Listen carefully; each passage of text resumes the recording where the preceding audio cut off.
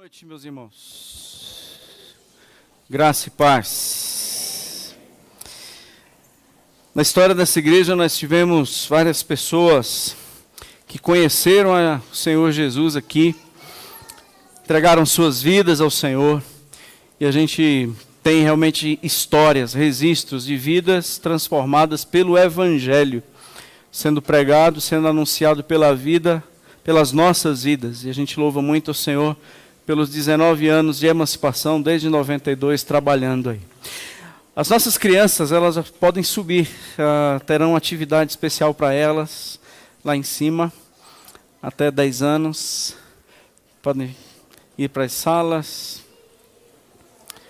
Vai ter um cara chato falando agora, vocês não vão querer ouvir. E dando continuidade a esta história de vidas transformadas aqui, amanhã a gente inicia uma outra sala, uma nova sala de batismo. Então amanhã às 18 horas, aqui na igreja, os irmãos que querem se batizar, fazer parte dessa história do Evangelho, os alcançando, né? Então amanhã às 18 horas venham, a partir de 11, 12 anos, sempre a idade que a gente sugere. Mas venha conversar com a equipe, com os responsáveis, aqui às 18 horas, antes do culto. Não é a primeira aula, é apenas para conhecer, apresentar para vocês a equipe, apresentar o projeto, apresentar uma proposta de agenda e vir para a sala de batismo para quê? Então, por isso que você vem conhecer aqui a igreja e conhecer aí a nossa proposta, tá bom? Queria registrar a presença do pastor Israel com a gente, Rafa, família, nossos irmãos lá na nossa congregação. Quem está aí, de lá? Fiquem em pé, meus irmãos, para a gente conhecer vocês. Que privilégio ter vocês com a gente aqui, que coisa boa. Sejam muito bem-vindos. Que coisa boa. Janete também lá atrás, podem sentar. Que joia vocês terem vindo, gente. Que joia, muito bom. Queria destacar a presença do Maronildo com a gente.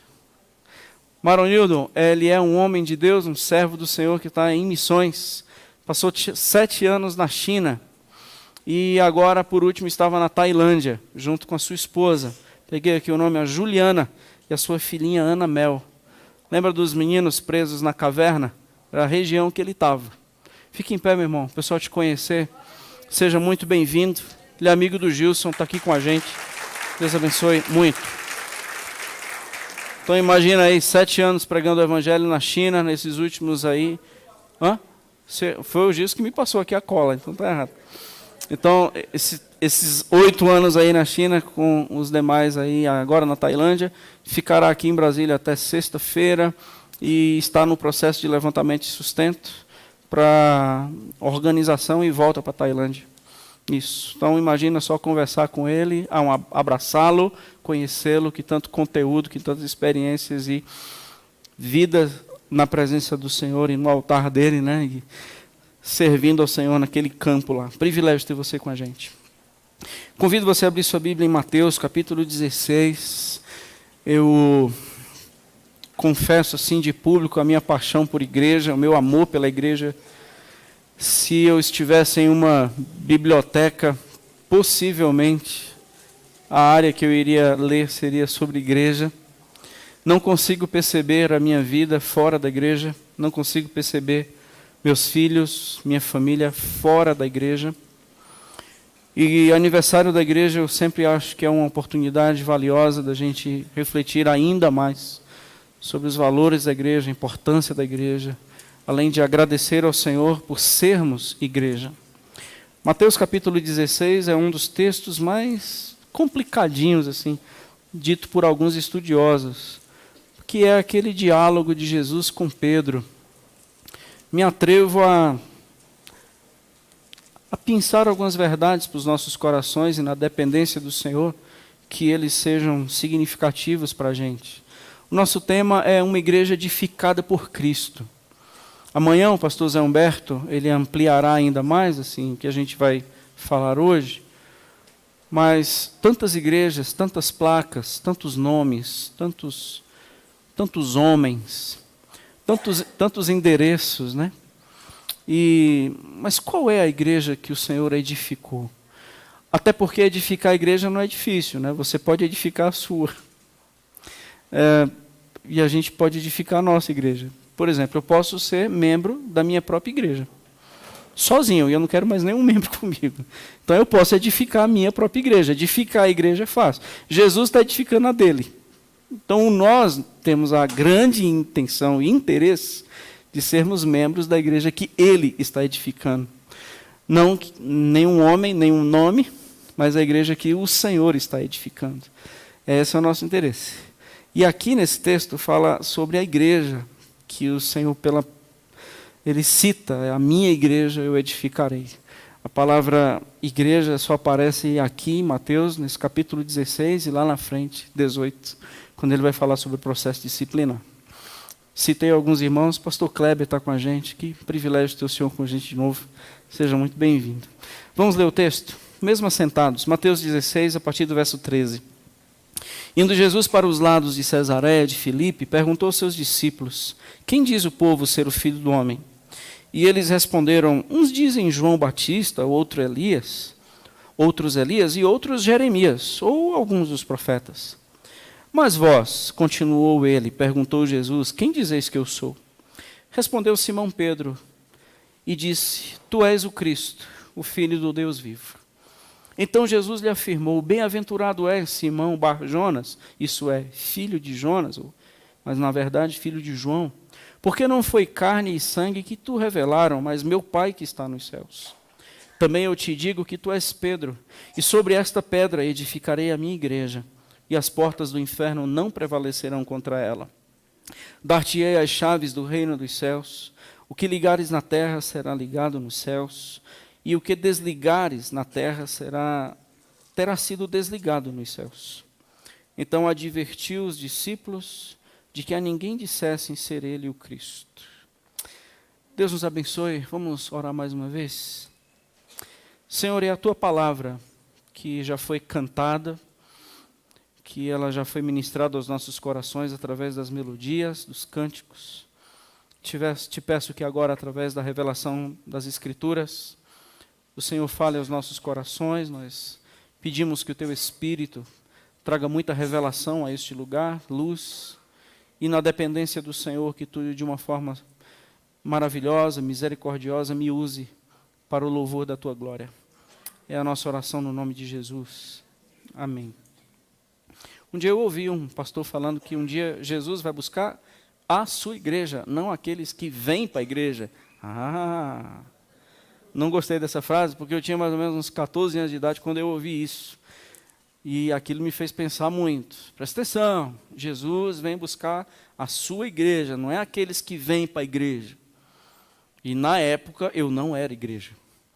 Então essas frases de impacto sempre causaram algumas coisas dentro de mim, e eu acho que de alguma forma deu certo. Como eu não quero falar assim frases de impacto, tentarei ser o mais honesto possível à Bíblia, e convido você a pensar comigo sobre algumas marcas, não as marcas, mas algumas marcas que Jesus deixa claro sobre a edificação da sua igreja. Nesse texto, mas eu acredito que nós podemos ter o restante das Escrituras para apoiar aquilo que eu falarei. Então, quando nós olhamos a esse texto aqui, o contexto que Jesus perguntou isso aos discípulos já era meio complicado, porque ele estava em Cesareia, e Cesareia já é a cidade do César, né? E agora as definições de quem Jesus é complicado. Pra você ter ideia, já era corrente que Jesus era uma encarnação, uma reencarnação. Isso já era corrente na época. Então, poderia ser uma reencarnação de quem aqui? Do João Batista, que foi exatamente o que Herodes falou, outros, salvo engano, acho que foi ele que falou.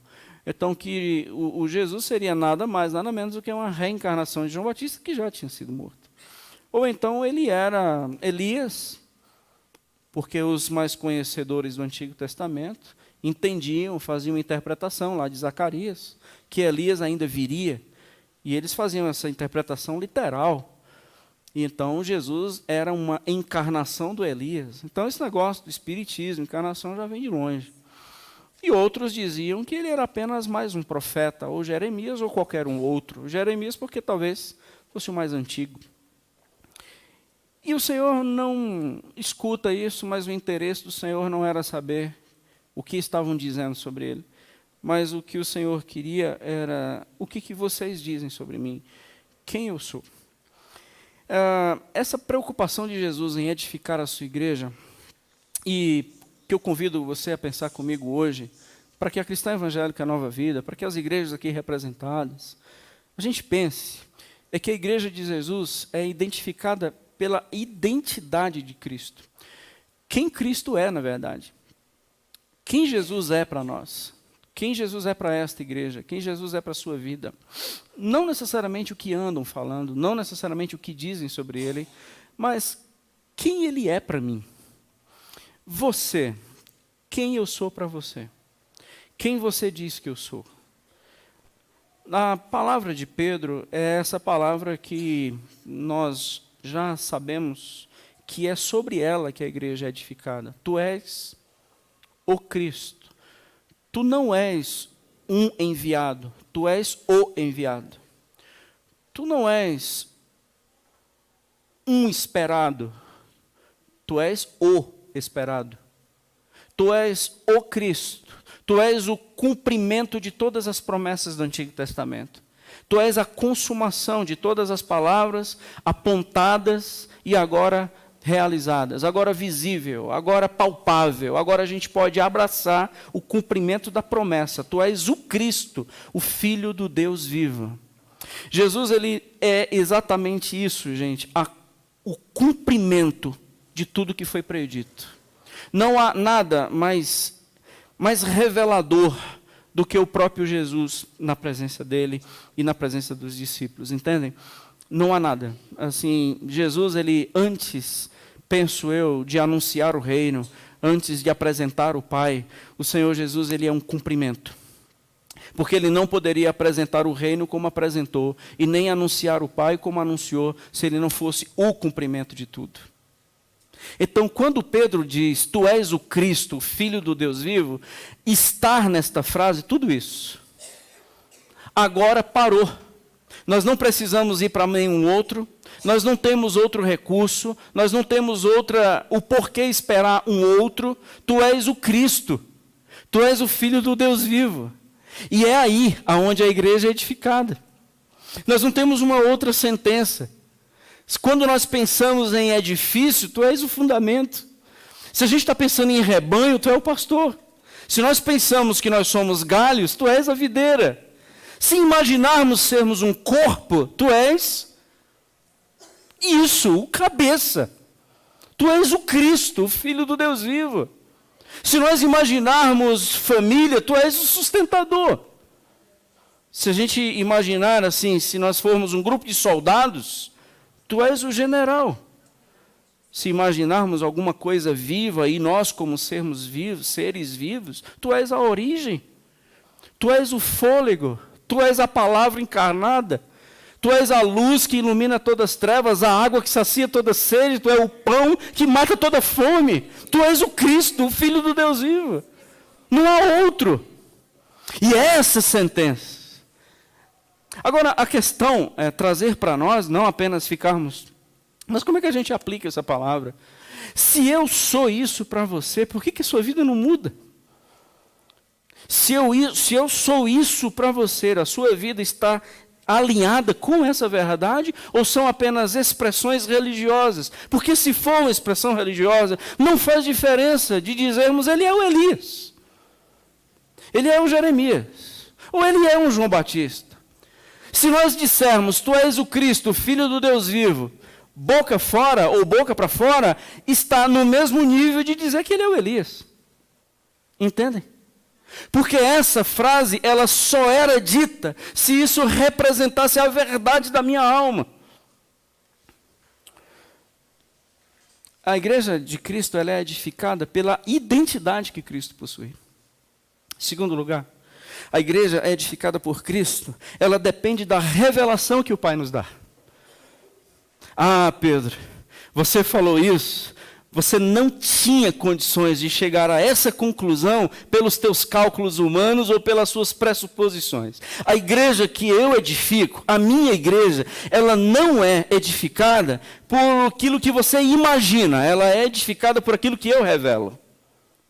Porque nós não podemos alcançar entendimento da parte do Senhor se não for o Senhor que nos revele esse entendimento. Entende? Quando eu brincava de esconde-esconde com os meus filhos, eu sempre ficava atrás de algum móvel, mas eu deixava uma boa pista. Geralmente eu deixava uma perna para fora. E quando eles me procuravam dentro de casa, eles ficavam felizes por ter me encontrado. Conquista. Isso, mesma coisa do Senhor. Buscar-me-eis, e eu te garanto que você vai me achar. Sabe por quê? Que eu vou deixar uma perninha de fora. Porque se não fosse isso, você jamais me acharia. A tua busca de todo o coração vai se encontrar com a minha revelação de amor. Porque você não me acharia só com a tua busca. A tua busca, ela tem que se encontrar com aquilo que eu revelo. Nós acreditamos em revelações progressivas. Nós acreditamos que hoje sabemos mais do que ontem. Porque a cada dia nós estamos conhecendo esse Senhor e prosseguindo em conhecê-lo. É água que não acaba, é rio que não atravessa. É um eterno sendo descoberto e experimentado pelo infinito. A igreja que o Senhor edifica é aquilo que Ele revela. Depende da revelação dEle. E essas pessoas são muito felizes. Gente, as pessoas felizes não são necessariamente os que conquistam, mas as pessoas felizes são aqueles que entenderam a revelação. Bem-aventurado és, Simão. Agora você é um homem verdadeiramente feliz porque você se encontrou com algo que você tanto necessitava. Aliás, a maior necessidade da sua vida, a revelação de Deus, Cristo, o Filho do Deus vivo, está aqui.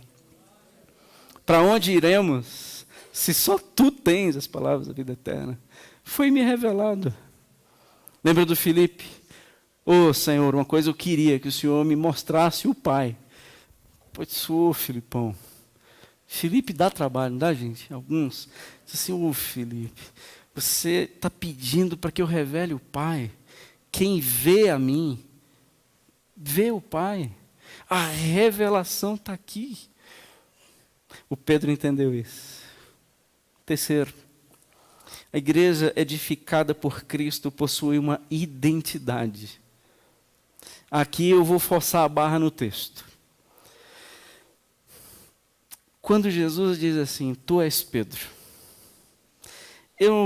Por mais que haja um jogo de palavras aqui no original, tu és fragmento de pedra, que antes tinha chamado de Simão Barjonas. Agora Jesus disse, agora tu és Pedro. Por mais que haja um jogo de palavras, e eu não vou nem perder tempo aqui em dizer que Pedro não foi o primeiro Papa, porque eu acho que isso aqui está resolvido para a gente. Amém, irmão? Tá tranquilo, né? Nós já passamos dessa. Então, quando eu escuto Jesus dizendo assim, tu és Pedro, eu acho que ele está querendo definir, eu trago para mim assim, compartilho com vocês aquilo que nós não somos. Lembra, tu é Pedro. Não tente ser aquilo que você não é. A igreja edificada por mim é uma igreja que tem identidade, sabe quem você é. Os teus maiores enganos é imaginar ser quem você não é. Tu és Pedro. Você presume ser outra coisa, mas tu és Pedro. Pedro é a pedra? Não, gente. Olha o Pedro aqui no versículo 23. No mesmo texto. Pedro é a pedra na qual a igreja foi edificada. Impossível. Veja o versículo 23. Mas Jesus volta. O que aconteceu é o seguinte, Jesus dizendo, gente, eu vou sofrer, vou ser judiado, vou ser crucificado, morto, final do versículo 21, mas eu ressuscitarei no terceiro dia. Aí o Pedro, no versículo 22, disse assim, Senhor, vem cá, só um minutinho, chega aqui.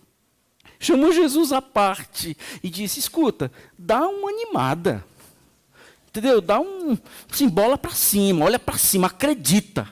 Não vai com esse negócio de olhar para baixo, não. Versículo 22. Começou a reprovar Jesus, gente. Tem compaixão de ti, Senhor. Para com esse negócio de vitimismo, vou morrer, vou me matar. Para com esse negócio. Anima, homem. Resposta de Jesus no verso 23. Voltando-se, disse a Pedro: arreda, Satanás. Tu és para mim pedra de edificação da igreja? Não, tu és para mim pedra de tropeço. Porque não cogita das coisas de Deus, mas dos homens. Entendeu, Pedro? Porque tu é Pedro. E a igreja que eu edifico é a igreja de Pedros. Não são igreja de anjos. Sabe por que você pensa em sair da igreja? Porque ela é composta de Pedros. De pessoas que relutam para cogitar das mesmas coisas do Senhor, mas não cogita. Pedro nos representa muito bem. Lembra de Jesus chegando para Pedro e dizendo: Pedrão, capeta chegou perto de mim hoje, pediu a sua vida para peneirar, e eu orei por ti. Resposta do Pedro: não precisava. O senhor orou por mim. O senhor tem que orar pelo Bartolomeu, que não abre a boca, o Tomé, que não acredita em nada. Ó, por mim. Mas Pedro, vamos fazer o seguinte, Pedro. Hoje você me nega 3 vezes. Porque você se presume demais. Você se acha demais. E os teus maiores sofrimentos está porque você se imagina ser uma pessoa que você não é. Tu és Pedro. A igreja que eu edifico é uma igreja de Pedro, nos quais eu transformarei, nos quais eu curarei, nos quais eu visitarei com graça, mudarei a forma de se enxergar, a forma de enxergar o outro. Lê o Pedro lá da sua primeira carta. Vê o cara como mudou. Porque ele passou pelas mãos do mestre, do arquiteto da vida, desse Cristo vivo, Filho do Deus vivo. Pedro se submeteu a ele. E você ler o Pedro escrevendo a sua primeira carta, a sua segunda carta, é outro homem. Assim como nós, aquilo que nós escreveremos amanhã, mesmo sendo os Pedros de hoje, serão os Pedros transformados amanhã. Bendito seja o nome do Senhor. Eu só preciso entender hoje que eu sou Pedro. Nele, reconhecendo quem ele é, entendendo a sua identidade, entendendo também quem eu sou. Não sou insubstituível, eu não sou a coisa mais valiosa do mundo, eu não sou o centro do universo, eu não sou a razão da igreja, eu sou Pedro. Eu não sou perfeito, eu não sou super-homem, eu não sou a maior mulher, o maior homem, o mais poderoso, eu sou Pedro. Eu tenho que reconhecer as minhas falhas, eu tenho que lidar com os meus limites, eu tenho que enfrentar os meus medos, eu sou Pedro. Eu tenho que saber lidar com os meus pecados, encará-los nos olhos. Eu sou Pedro. Porque ele disse quem eu sou. Tu és Pedro. Igreja edificada por Cristo. Reconhece a sua própria identidade. Porque só quando você reconhecer a sua identidade, eu vou ser aquele que vou agir num processo de transformação. Não engane-se a si mesmo. A Bíblia fala isso, né? Não engane a si mesmo. A igreja edificada por Cristo, depois de uma identidade definida pelo próprio Cristo. Bom lembrar, sabe o que, gente? Se nós estamos em Mateus, você pode voltar comigo aqui, Mateus capítulo 8. Só apenas uma breve ilustração daquilo que o Senhor quer fazer em nós. Mateus capítulo 8, versículo 3. No versículo 2 diz o seguinte: eis que um leproso, tendo se aproximado, o adorou, dizendo: Senhor, se quiseres, podes purificar-me. Jesus o que fez? Estendeu a mão, tocou-lhe, dizendo: quero, fica limpo. E imediatamente ele ficou limpo da sua lepra. Ele precisava tocar. Ele curou, tirou a lepra, depois tocou. ele toca num homem leproso, concorda? Isso não podia. Sabe por que ele toca num homem leproso? Porque primeiro ele restaura uma identidade, depois ele traz cura.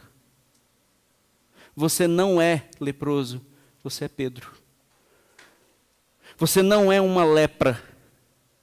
Você não é uma doença. Você não é caso perdido. Não. Você não é adúltero. Você não é mentiroso. Você não é homossexual. Você não é ladrão. Você não é prostituta. Não, você não é. Você é Pedro. E ao tocar no leproso, vem em primeiro lugar um resgate de uma identidade. Eu toquei em você, mesmo você sendo tudo isso que você é. Sabe para quê? Para restaurar você. Porque eu primeiro toco em você, depois eu removo a doença. Remover a doença para depois te tocar seria fácil. Sabe por que ninguém te toca? Porque você é uma doença. Eu não te vejo assim, eu te vejo Pedro. Eu te vejo Pedro.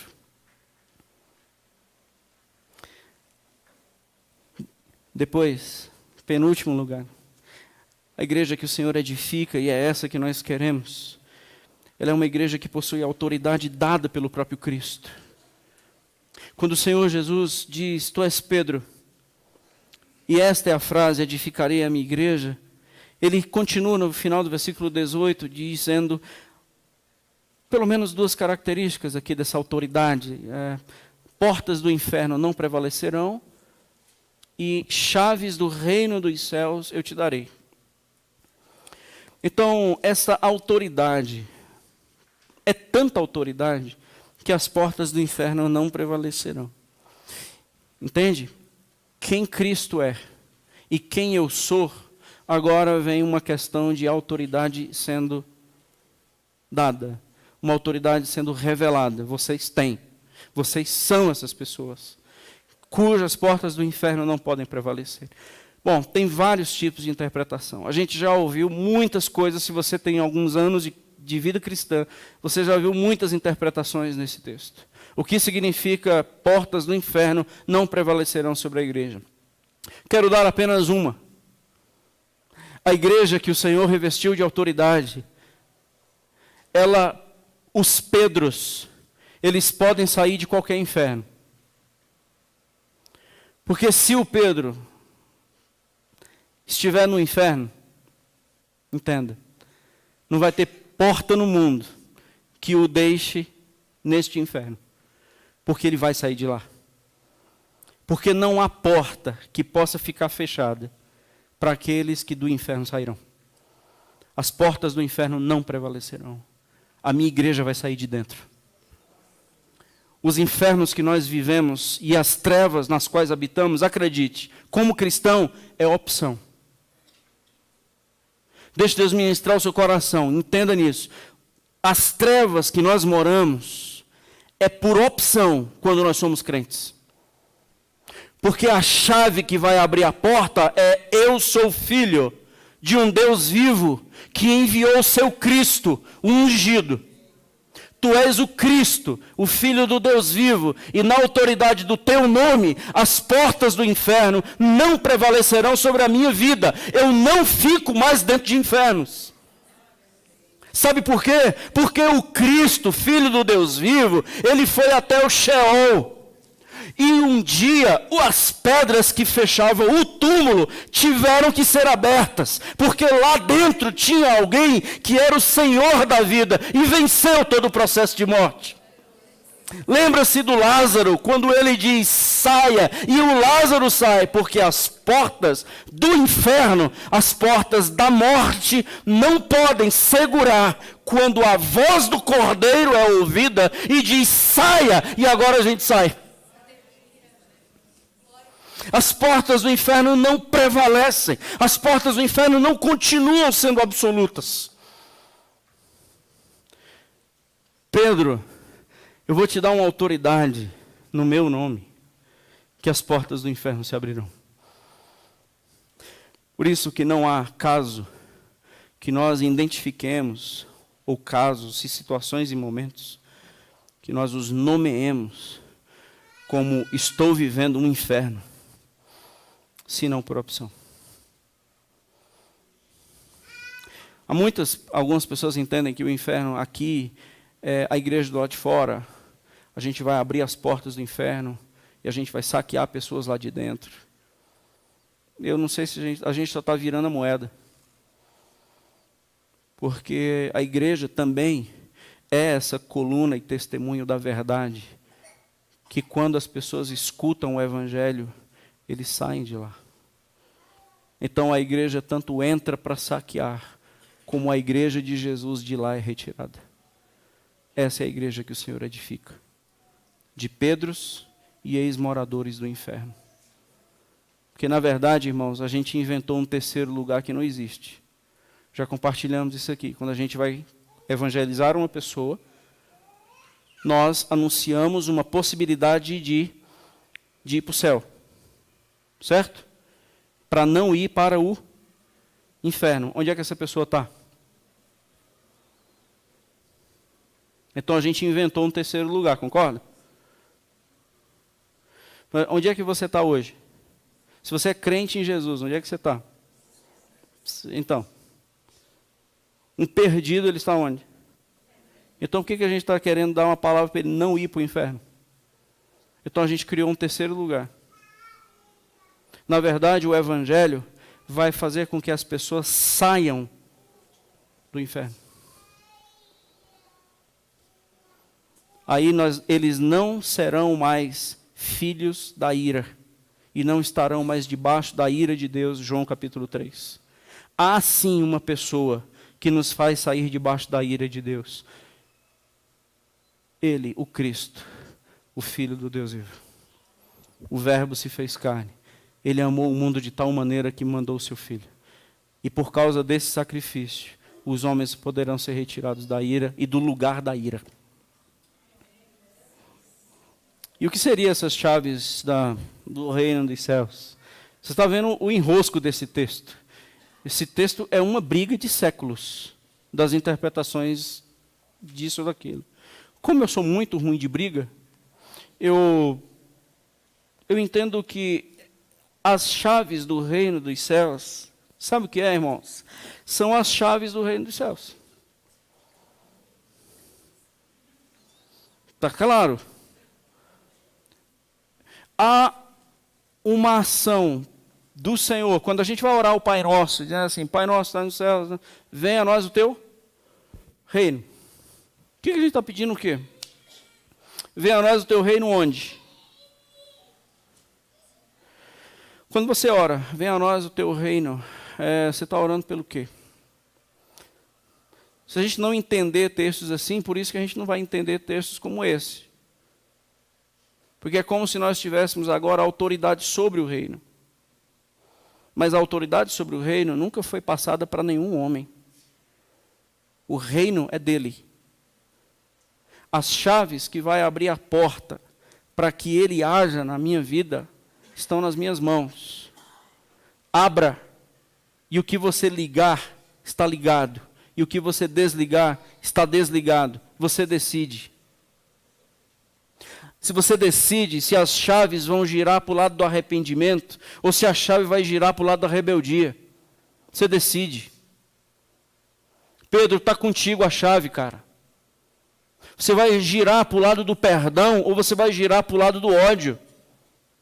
Vamos comigo para Mateus capítulo 18? Só para entendermos a mesma coisa que o Senhor citou aqui. E a mesma força de expressão, Mateus 18, versículo 18. Falando no processo de um irmão culpado, um processo de disciplina. Por incrível que pareça, pode ser que a gente encontre um pecador em nosso meio. E se por acaso a gente encontrar um pecador no meio da gente, em pecado, em flagrante, a gente vai fazer esse procedimento que está aqui. Se teu irmão pecar contra ti, você vai arguir entre ti e ele só. Se ele te ouvir, você ganhou seu irmão. Verso 16 Desculpe, li o 15, agora o 16. Se, porém, não te ouvir, toma ainda contigo 1 ou 2 pessoas, para que pelo depoimento de 2 ou 3 testemunhas, toda palavra se estabeleça. 17. E se ele não os atender, dize-o à igreja, e se recusar a ouvir também a igreja, considera-o como gentio e publicano. Verso 18. Em verdade vos digo, que tudo que ligardes na terra, terá sido ligado no céu, e tudo que desligar na terra, será sido desligado nos céus. O que é esse liga, desliga? É uma decisão pelo arrependimento ou pela rebeldia, pelo perdão ou pelo ódio. O texto de Mateus 18 é isso. E que chave é essa que o Pedro recebeu? Que ele tem essa chave do reino dos céus. O que ligar será ligado, o que desligar será desligado. Poderíamos juntar as duas? Bom, eu me sinto muito confortável a ensinar isso para os irmãos e a entender que isso é sim uma decisão do Pedro. Porque tu és o Cristo, Filho do Deus vivo, roda a chave. Esse reino de Deus agora inundará a minha vida e assumirá o trono da minha história e agora me alinhará com a sua vontade. Tu és o Cristo, Filho do Deus vivo, é uma vida agora completamente submissa àquele que é, que era e que há de vir, e eu sou apenas o Pedro.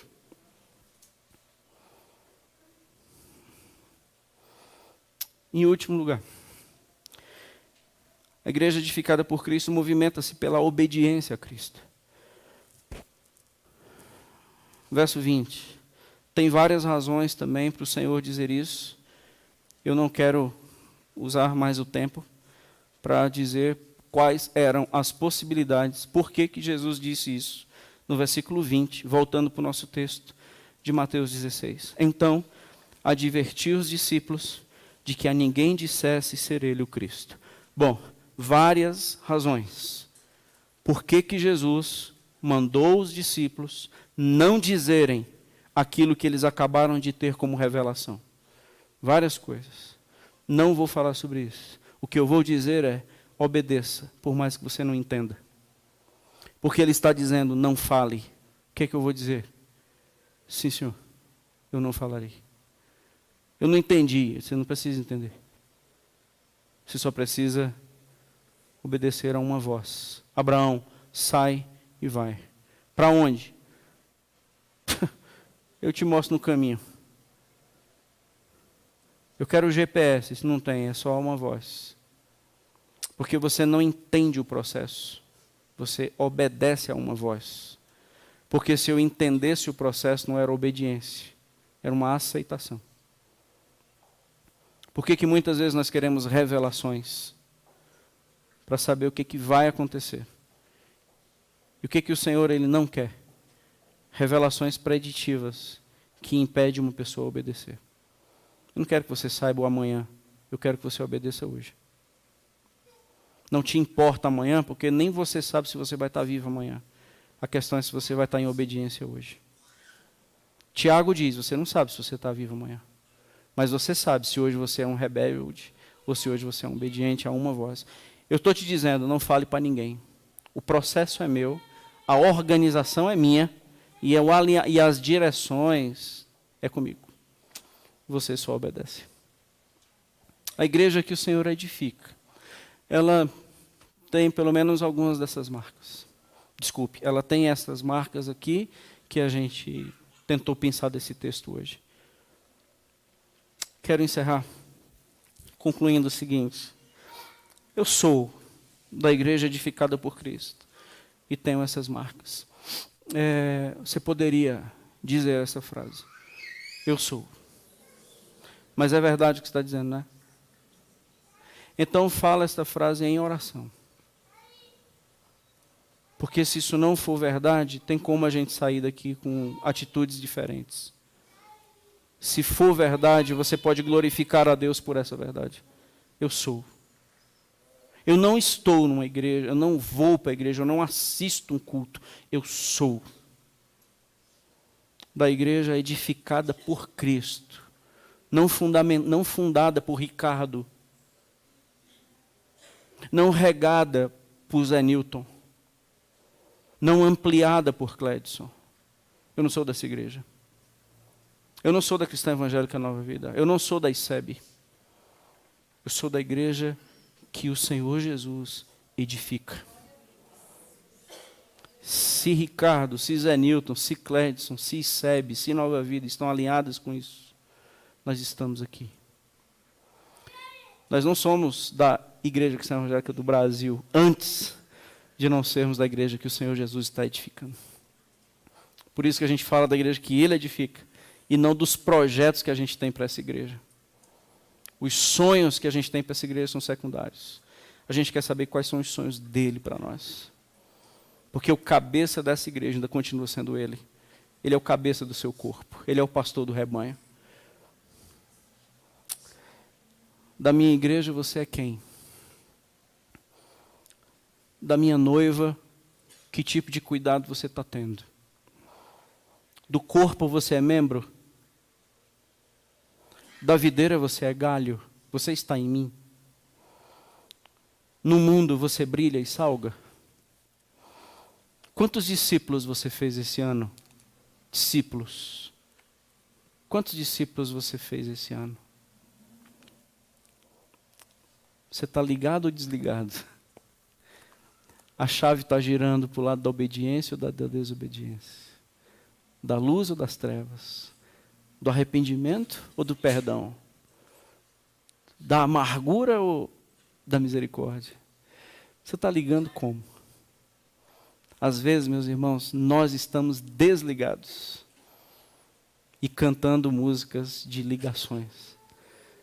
Que Deus nos ajude, que o Senhor nos abençoe e que a gente seja um povo ligado, não desligado. E que dele seja o reino, a glória e o louvor para todos sempre. Amém? Vamos ficar em pé, vamos encerrar este tempo de ação de graças ao nosso Deus.